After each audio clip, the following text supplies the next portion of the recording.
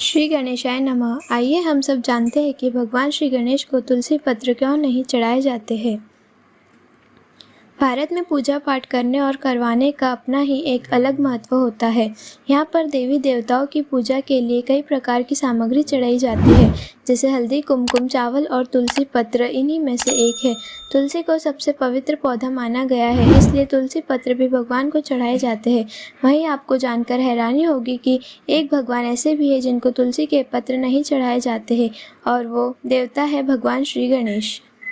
भगवान श्री गणेश को तुलसी पत्र क्यों नहीं चढ़ाए जाते हैं, सुनते हैं इसके पीछे की कथा।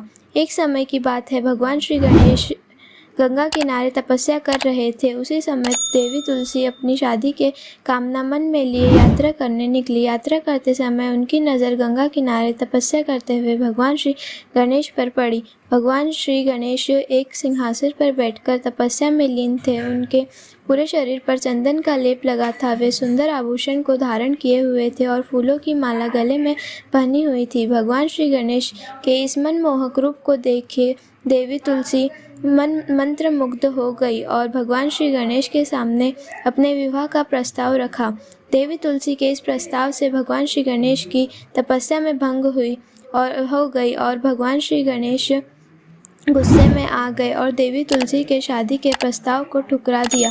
इस बात से देवी तुलसी भी गुस्सा हो गई और उन्होंने भगवान गणेश को श्राप दिया कि उनके 2 विवाह होंगे, और वो भी उनकी इच्छा के बिना। इससे भगवान श्री गणेश और क्रोधित हो गए और उन्होंने भी देवी तुलसी को श्राप दिया कि उनकी शादी किसी असुर से होगी।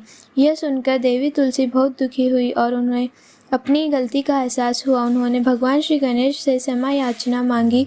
भगवान श्री गणेश ने देवी तुलसी की क्षमा याचना को स्वीकार किया और कहा कि मेरे द्वारा दिया गया श्राप को वापस तो नहीं लिया जा सकता, लेकिन देवी तुलसी तुम भगवान विष्णु और भगवान श्री कृष्ण की प्रिय बनोगी।